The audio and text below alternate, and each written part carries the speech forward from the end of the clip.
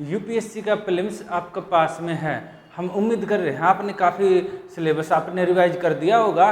और जो current affair होता है मैक्सिमम बच्चे इसको लास्ट में रिवाइज करते हैं। हम यहाँ पर सीरीज लेकर आए हैं, इसमें यूपीएससी के जो करंट अफेयर है उससे किस तरह के एमसीक्यू बनते हैं उनके बारे में हम प्रैक्टिस करेंगे। और जो करंट अफेयर यहाँ पर हम ऐसा करेंगे, हर महीने के करंट अफेयर को उससे जितने भी इंपॉर्टेंट क्वेश्चन बनेंगे उसको 3 से 4 दिन में कवर करेंगे। हम 4 दिन का टारगेट लेकर चलेंगे। इसके साथ साथ आप क्या करना, आप अपनी मैगजीन उठाना, कोई भी एनी वन उठाना। अगर 2 मैगजीन चाहे तो 2 को हम आपको रेकमेंड कर सकते हैं, कोई भी 2 मैगजीन आप उठाना और उनको साथ साथ पढ़ते जाना। ये क्या रहेगा ना, दिन का एक स्पेसिफिक टाइम निकाल लेना, उसमें ये अपनी जो मैगजीन है उसके पढ़ने के बाद जो एमसीक्यू हम आपको करवाएंगे वो लगा कर देखना। उससे आपको ये पता लगेगा अच्छा कितने एमसीक्यू हो रहे हैं। हर रोज हम 10-10 का अभ्यास करवाएंगे, तकरीबन 40 के आसपास आपके हर महीने की जो इंपॉर्टेंट न्यूज है उनसे एमसीक्यू बनेंगे, वो हम यूपीएससी लेवल रखेंगे। अगर आप स्टेट पीसीएस भी दे रहे हैं तो आप इसको देख सकते हैं, वो आपके काम का भी तब भी काम का रहेगा। पर मेन फोकस हमारा यहाँ यूपीएससी रहेगा, उसका एनालिसिस रहेगा, कैसे क्वेश्चन बन सकते हैं, कैसे डायरेक्टली और इनडायरेक्टली क्वेश्चन आपसे पूछे जा सकते हैं, ये रहेगा। ये आपके प्रैक्टिस के लिए भी रहेगा और एमसीक्यू आपके तैयार होते जाएंगे। इसका आपको पीडीएफ वगैरह चाहिए तो आप कॉल करके यहाँ से ले सकते हैं। देखिए स्टार्ट करते हैं ज़्यादा टाइम न वेस्ट करते हुए। ये है मई 2025 से स्टार्ट करते हैं हम, और अब मई तक आएंगे, यानी जब आपका पेपर होगा उससे 1 महीने पहले तक का हम कवर करेंगे। यहाँ पर बात करते हैं, ये पिछले साल के घटनाक्रम है। आप इसको एक बार पढ़िएगा, उसके बाद पढ़कर इनमें से इनका आंसर दीजिएगा। हम फिर बात बताते हैं कि इसमें क्या आंसर हो सकता है। ठीक है, स्टार्ट पढ़िए, इसको पॉज करके पढ़ लेना आप। ठीक है, देखिए यहाँ पर है जो ये स्टेटमेंट दी है, स्टेटमेंट 1 और 2 है।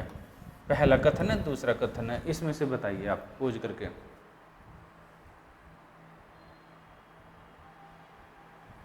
ठीक है, हम बताते हैं। देखो ये जो 2 स्टेटमेंट है ना, यहाँ पर है कि गवर्नमेंट ऑफ इंडिया ने ना एक सेंसस करवाया है। इसमें क्या रहेगा ना, ये पहले वाला स्टेटमेंट ये गलत है, जो इसका आंसर रहेगा ना, क्योंकि ये एक स्टेटमेंट गलत है तो ये भी हो जाएगा गलत, ये भी हो जाएगा। और इसमें है पहला स्टेटमेंट सही है, ये भी गलत हो जाएगा, ऑटोमेटिक डी आ जाएगा। अब आप बोलेंगे सर कैसे? देखो जो जनगणना हो रही है ना, जो सेंसस करवाया जा रहा है, इसमें कहीं नहीं लिखा है, इसमें ये नहीं लिखा है पॉपुलेशन सेंसस 2027, ये नहीं लिखा है जो इसका मेन एम है। क्योंकि क्या हो रहा है, कोविड की वजह से वैसे होनी चाहिए थी हमारी 2011 के बाद जो जनगणना होती है ये हमारी होनी चाहिए थी 2021 में, और 2021 में जब कोविड आ गया था इस वजह से ये जनगणना लेट हो रही है। तो यहाँ पर 2027 का तो कोई सेंस ही नहीं बनता है। इसलिए इसके साथ साथ जो जनगणना करवाई जा रही है इसमें कहीं भी सरकार ने आधिकारिक रूप से ये नहीं कहा है कि हम इसको जाति जनगणना के रूप में करवा रहे हैं, जिसमें कि SC ST तो नॉर्मली करवाया जा रहा है, साथ में OBC और बाकी जो कास्ट है वो शामिल की जाएंगे। ये कहीं भी आधिकारिक रूप से नहीं कहा है, इसलिए पहला स्टेटमेंट ये गलत हो जाता है। हाँ, सेकंड स्टेटमेंट क्या है, भारत में जनगणना एक वैधानिक अभ्यास है, बिल्कुल है, यानी कि एक कानून बना हुआ है जनगणना को लेकर। आपको जनगणना के बारे में अपनी सूचना देना बिल्कुल कानूनी रूप से बाध्यकारी होता है, कानून बना है। और इस जो कानून बना है इसको जो करवाती है जनगणना ये आती है MHA के अंडर, गृह मंत्रालय के अंडर में जाति जनगणना करवाई जाती है, याद रखिएगा। और जो जनगणना है ये संघ सूची का विषय है। जब आप संविधान पढ़ते हैं तो संविधान की जो 7th शेड्यूल पढ़ते हैं ना, 7th शेड्यूल इसमें आता है, और इसमें जो सेंट्रल लिस्ट है ना जिसको बोलते हैं यूनियन लिस्ट में आता है, संघ सूची में आता है, ये आपके काम का है, इसको देखिएगा। ठीक है, इसलिए इसका आंसर डी रहेगा। ठीक है, अब नेक्स्ट वाला आप पढ़िएगा और इसका आंसर देने का कोशिश कीजिएगा। ठीक है, इसको आप वीडियो को पॉज करके ना, आप पॉज करके इसका आंसर लगाइएगा। ठीक है, फिर हम बताते हैं।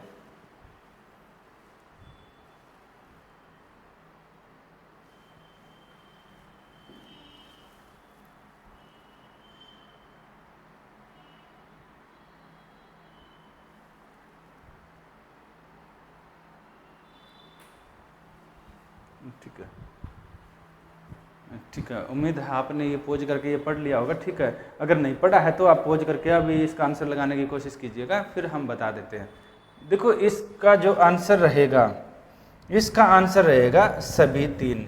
इसमें कैसे रहेगा, जो E0FIR है ना, इसका मतलब क्या रहता है, ये क्या करती है ना, ये सभी नागरिकों को, ये कहाँ से भी है, देखो काफ़ी ना कंट्रोवर्सी रहती है, ये रहते हैं कई बार कोई क्राइम हो जाता है तो पुलिस क्या करते हैं, पुलिस वाले ने ये सोचते हैं हमारे एरिया में हो गया तो हम उस पर रिपोर्ट लिखेंगे, दूसरे वाले एरिया पर हम रिपोर्ट लिखेंगे तो बेवजह हमें ज़्यादा काम का लोड हो जाएगा, उसके ऊपर काम करना पड़ेगा। काफ़ी घटनाक्रम देखने को मिले। इस आधार पर क्या किया गया, ये बात की गई, ये जो निर्भया मामला था, ये दिल्ली में काफ़ी इनियस क्राइम का मामला था, तो इसके बाद ना इस कमेटी ने क्या किया था, इस कमेटी ने रिकमेंडेशन दी थी, इसने सिफारिश की थी। इसके बाद ये हुआ कि अब देखो छोटे छोटे अधिकार क्षेत्र पता लगा, ये मोहल्ला दूसरे उसमें आता है, पुलिस स्टेशन में ये दूसरे में आता है। अब 0FIR का मतलब होता है उसके ऊपर ना 0 लिखा होता है, यानी कि 0 होता कोई, यानी उसको नंबर नहीं दिया जाता, ये कहीं भी लिखवाए जा सकते हैं। ठीक है, आपके अधिकार क्षेत्र में नहीं आ रहा ना, तो ये बोला जाता है ठीक है आप 0FIR लिखिए, और 0FIR लिखिए, और इसमें क्या करता है, जो थाना होता है ना वो दूसरे थाने में इसको फिर भेज देता है, ऐसे करके रहता है। इसलिए ये क्या रहेगा ना, ये क्षेत्राधिकार नहीं है ना, यानी कि जो क्षेत्राधिकार की ज्यूरिडिक्शन की परवाह नहीं करता है, ये कहीं भी रिपोर्ट दर्ज करवाई जा सकती है। इसमें सीरियल नंबर रहता है, the 0FIR is initially registered without serial number, बताए ना, ये किसी सीरियल नंबर नहीं होता और उसको ट्रांसफ़र कर दी जाती है। ये इसलिए है ताकि जो वुमेन और इस तरह के जो मामले हैं उनसे त्वरित निपटा जा सके। देखो इसमें कोई भी मामला आ सकता है, याद रखिएगा। जैसे आप बेंगलुरु में होंगे ना, तब भी आप दिल्ली के लिए FIR करवा सकते हैं, दिल्ली में है तो बेंगलुरु के लिए करवा सकते हैं, या नागालैंड के लिए, कहीं के लिए करवा सकते हैं।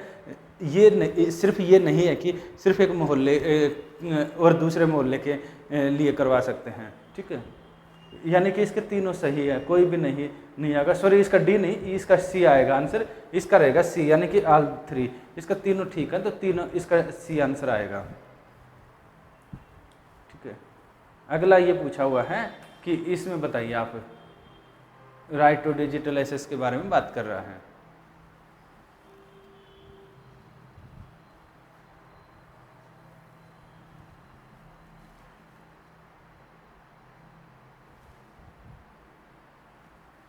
देखो ये है ना राइट टू डिजिटल एसेस, ये क्या है, इसको आप पोज करते रहिए। अगर आपने नहीं पढ़ा है ना तो आप अपने इसको वीडियो को पोज रखे रहिए जब तक आप नहीं पढ़ लेते। उसके बाद जब आप खुद निशान लगाइए, फिर उसके बाद हमारा आंसर देखिए क्या रहता है।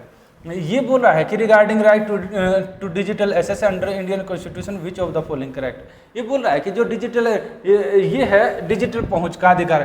कई बार क्या रहता है ना, पुलिस और बाकी जो एजेंसियां हैं वो डिजिटल कनेक्टिविटी खत्म कर देती है, कहीं कर्फ्यू लगता है या कहीं वायलेंस होता है, सबसे पहले डिजिटल बोलते हैं ना शट डाउन कर देते हैं चीज़ों को। वहाँ पर क्या करेंगे ना, डिजिटली शट डाउन कर देते हैं, वहाँ चीज़ें डिजिटली एसेस बंद कर देते हैं, बोला इंटरनेट बंद हो गया, सारी चीज़ें बंद होगी, ऐसा होता है। इससे क्या होता है, इससे काफ़ी चीज़ें ना हार्म होते हैं। जैसे स्टूडेंट है जो पढ़ रहे हैं उनकी एजुकेशन हार्म हो जाती है। इसके अलावा किसी को कहीं पैसे भेजने हैं, व्यापारी से लेकर सबके काम रुक जाते हैं। इसको लेकर जो मामला गया था कोर्ट में, तो उसमें बताया कोर्ट ने कि ये क्या है ना, ये आर्टिकल 21 के अंतर्गत आता है। क्योंकि अगर 106 वाला देखेंगे ना तो ये तो नारी शक्ति वंदना अधिनियम है, और ये जो आर्टिकल 45 है ना, ये अनुच्छेद है, ये है कि 6 से कम साल के बच्चों से संबंधित है। और ये है कि जो अधिकार है ना, फंडामेंटल राइट है, इस यहाँ एज की परवाह नहीं करते। अगर 0 साल यानी कि अभी बच्चा पैदा हुआ है उसके भी अधिकार होते हैं, फंडामेंटल राइट। तो ये क्या रहेगा,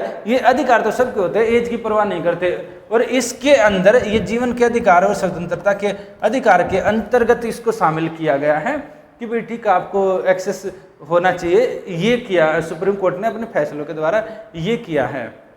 तो ये इसका आंसर सही आएगा B। अगले में हम चलते हैं इस वाले में। ठीक है, ये पिछले साल का है, इसमें याद रखिएगा।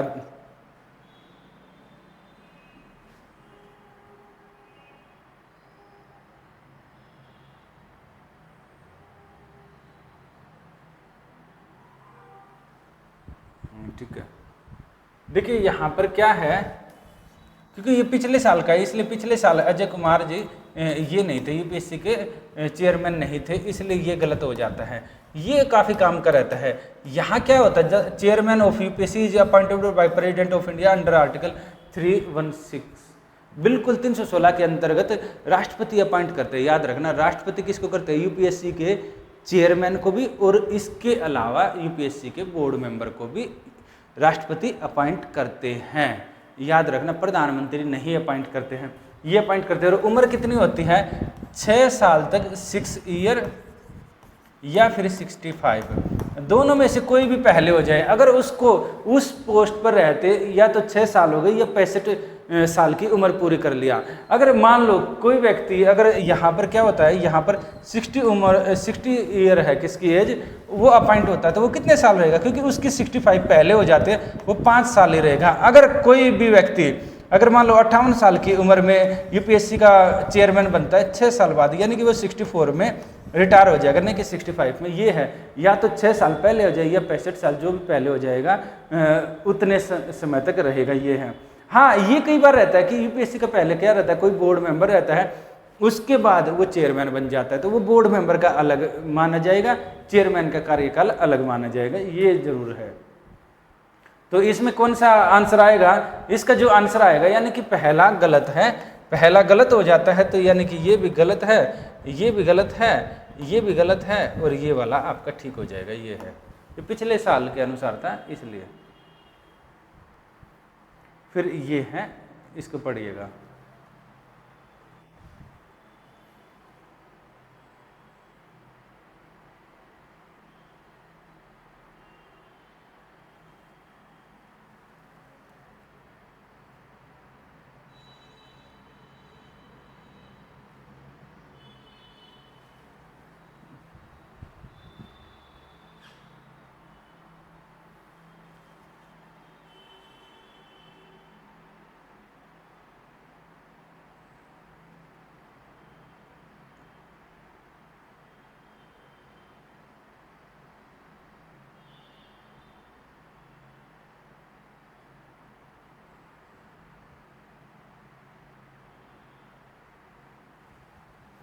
देखिए यहाँ पर क्या है ना, इसका जो आंसर रहेगा, यहाँ पर याद रखिए, with reference to appointment of senior advocate in India. ये सीनियर एडवोकेट ना 2 तरह के होते हैं। यहाँ पर जब आप एडवोकेट एक्ट जाएंगे ना, जो ये है एडवोकेट एक्ट है 1961, इसमें 2 तरह के एक्ट की बात की गई है। एक तो सीनियर एडवोकेट की बात की गई है, ये है ना कि ये बता रहा है कि सीनियर एडवोकेट का ये एक्ट है, यानी कि ये वाला तो ठीक है, इसका पदनाम अधिनियम है 1961। एक तो सीनियर एडवोकेट की बात की गई है, एक अन्य एडवोकेट की बात की गई है, अदर के बारे में बताया गया है, यानी सेकंड वाला तो आपका ठीक है। ये पहले वाला है ना, ये बात कर रहा है कि अंक आधारित प्रणाली यानी पॉइंट बेस्ड सिस्टम को समाप्त करने की बात की गई है। नहीं, समाप्त करने की नहीं बात की गई, इसको लेकर कुछ गाइडलाइंस जारी की गई है। यहाँ पर क्या है ना, यहाँ पर आप देखेंगे तो इंदिरा जयसिंह केस है, वो काफ़ी चर्चा में रहा था, तो उसमें क्या है, उसमें कुछ गाइडलाइंस दी थी, ये बात की गई है। तो यानी कि ये समाप्त करने की नहीं बात की गई, इसलिए पहले वाला गलत हो जाता है और जो सेकंड वाला है ये ठीक हो जाता है। अगर पहला गलत है तो यहाँ क्या रहेगा, ये चला जाएगा, सेकंड ठीक है तो ये रहेगा, ये चला गया, ये चला गया, तो इसका आंसर बी हो जाएगा। अब हम बात करते हैं नेक्स्ट वाले पर। ठीक है, ये काफ़ी चर्चा में रहा था।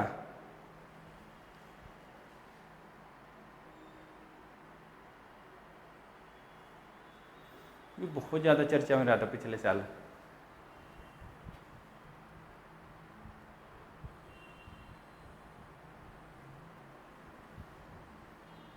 ठीक है, देखो इसमें क्या रहेगा ना, जो वीरा स्वामी केस है, ये क्या है, ये इसमें इस मामला है ना, ये मामला ये है कि यहाँ पर ना काफ़ी पिछले साल कंट्रोवर्सी भी हुई थी, ये काफ़ी पुराना मामला है।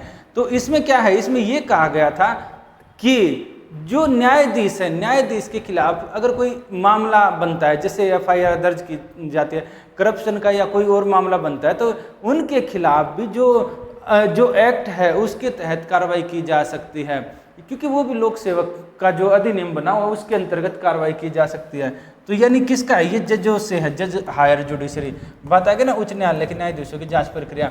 और इसमें हाँ एक बात जरूर है, याद रखिए ताकि अगर ऐसे तो कोई जज के खिलाफ कोई भी कार्रवाई के लिए कोई भी कार्रवाई शुरू करवा देगा और कोई भी कार्रवाई शुरू करवा देगा। जज ने हो सकता है कई बार ना कंपनियां क्या करती है और कई बार जो प्रभावशाली व्यक्ति होंगे वो क्या करेंगे, अगर जज के पास उसका फैसला कोई मामला चला जाता है, हो सकता है झूठा उसके ऊपर केस करवा दे और झूठा केस करवा दे और जज इस वजह से वहाँ उससे बचने के चक्कर में बायस्ड होकर गलत फैसला दे दे।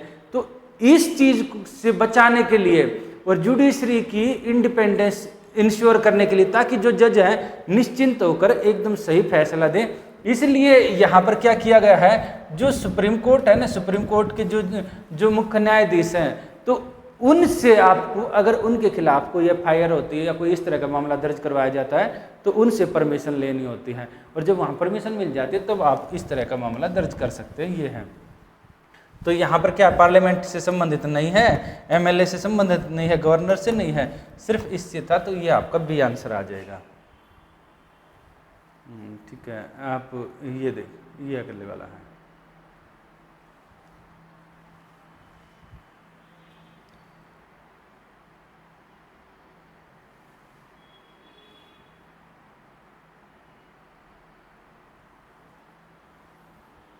ठीक है, देखिए अभी तो भारत क्या है, बिल्कुल यहाँ भारत चौथी अर्थव्यवस्था बन गया है। पिछले साल के अनुसार ये गलत था, अब तो संसार की चौथी बड़ी अर्थव्यवस्था है। अगर आप देखेंगे तो यहाँ पर क्या है, ये तो है, ये ठीक रहेगा, ये भी ठीक रहेगा। अगर आज के रेफरेंस में देखें तो इसके दोनों ठीक है और दोनों ठीक है। और क्यों बन गया संसार की चौथी बड़ी अर्थव्यवस्था, क्योंकि इंडिया का क्या है ना, हम देखते हैं इंडिया की जो ग्रोथ है वो काफ़ी ज़्यादा है, और जिसमें क्या है कैपिटल एक्सपेंडिचर और डिजिटल पब्लिक इंफ्रास्ट्रक्चर बढ़ रहा है, यानी सरकार ना काफ़ी ज़्यादा डिजिटल निवेश कर रही है। इसके अलावा हर सेक्टर में आप देखेंगे ना काफ़ी ज़्यादा ग्रोथ हो रही है।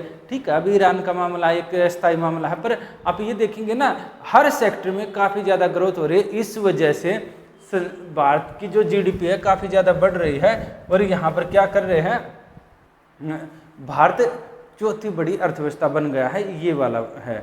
तो यहाँ पर क्या है, यानी कि ये इसका दोनों कथन सही हैं, और जो सेकंड कथन है ये पहले के बारे में बता रहा है। तो इसका हो जाएगा कथन 1 और 2 सही है, और कथन से ये सही व्याख्या नहीं करता, ये नहीं होगा, तो इसका आ जाएगा A, यानी कि both statement and statement 2 are correct and statement 2 is correct explanation, बिल्कुल सही होगा। तो यानी 1 रहेगा, ये और ये नहीं रहेगा, सिर्फ 1 इसका आंसर होगा, यानी कि A आंसर है, यानी B इसकी एक्सप्लेनेशन कर रहा है, इसलिए A आंसर हो जाएगा इसका।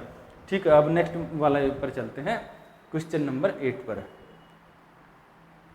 ठीक है, ये भी काफ़ी चर्चा में रहा था पिछली बार।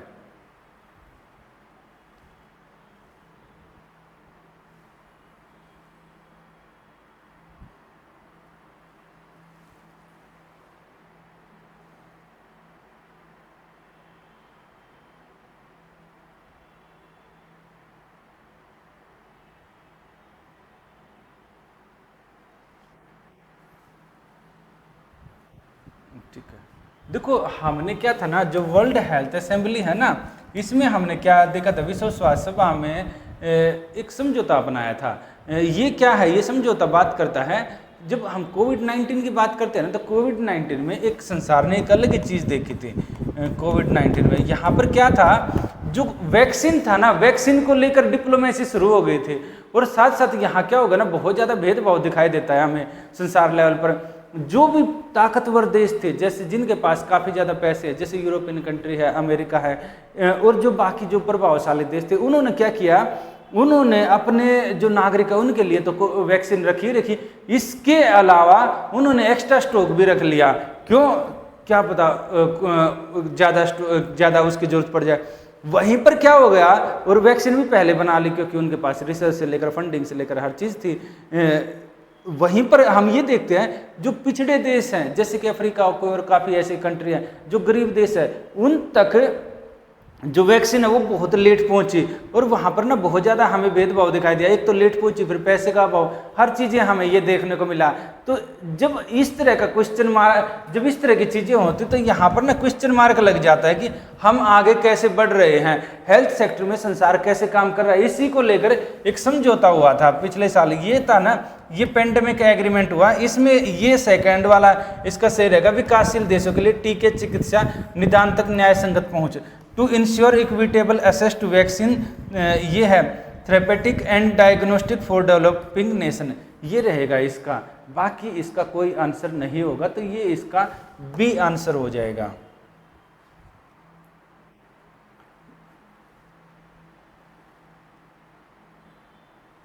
ये है आपका नेक्स्ट वाला, इसको देखिएगा और इसका आंसर लिखिएगा, टिक लगाइएगा, आंसर क्या लिखिएगा, टिक पढ़िएगा इसको पोज करके।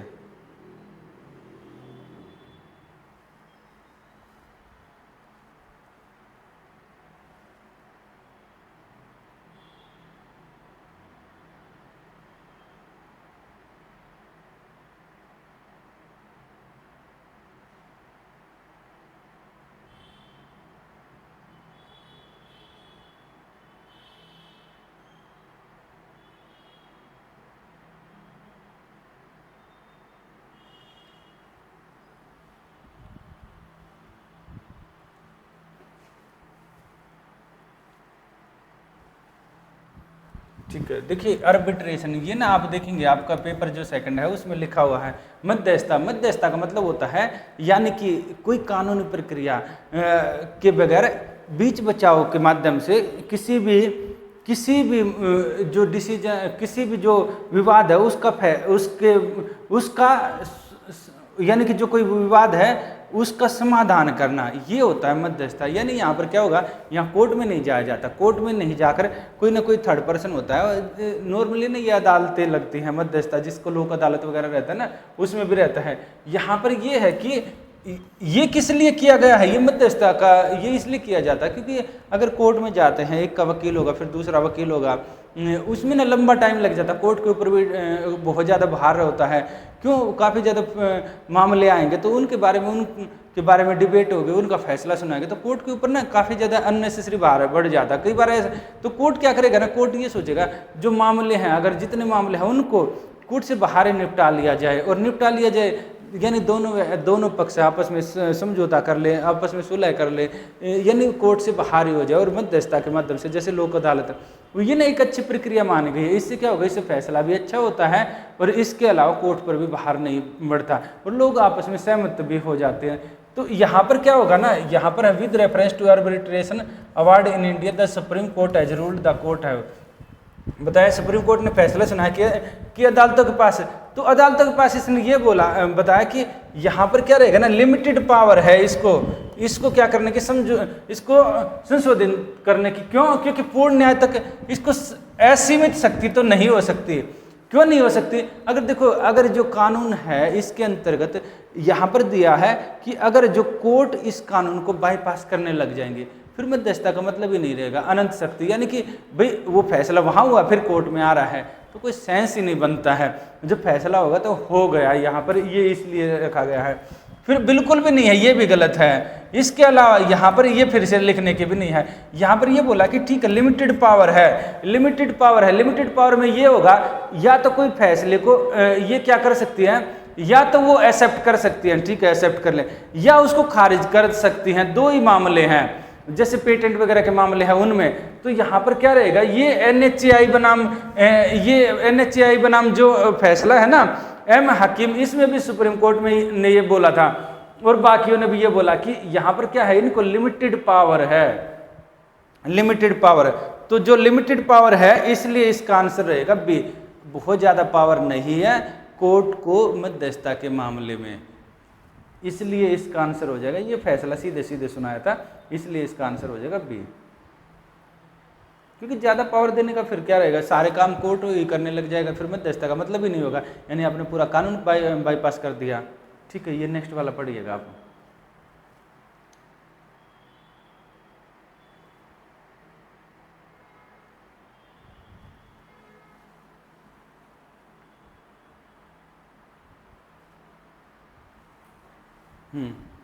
देखो ये था ना, ये पिछले साल ये हुआ था अमेरिका और इसके अलावा ये हुआ था यूक्रेन के बीच में, ये समझौता हुआ था। इसमें क्या था ना, इसमें जो रेयर अर्थ में जो मिनरल है इनको लेकर हुआ था, लिथियम टाइटेनियम और बाकी है, लिथियम टाइटेनियम और बाकी रेयर अर्थ मिनरल, इसको लेकर समझौता हुआ था। क्यों हुआ था, देखो रेयर अर्थ जो मिनरल है इनका यूज सोलर पैनल और इसके अलावा बाकी बाकी चीज़ों में किया जाता है, जो आपकी घड़ियाँ हैं, जो आपकी बैटरी हैं, इन सब में इसका यूज किया जाता है।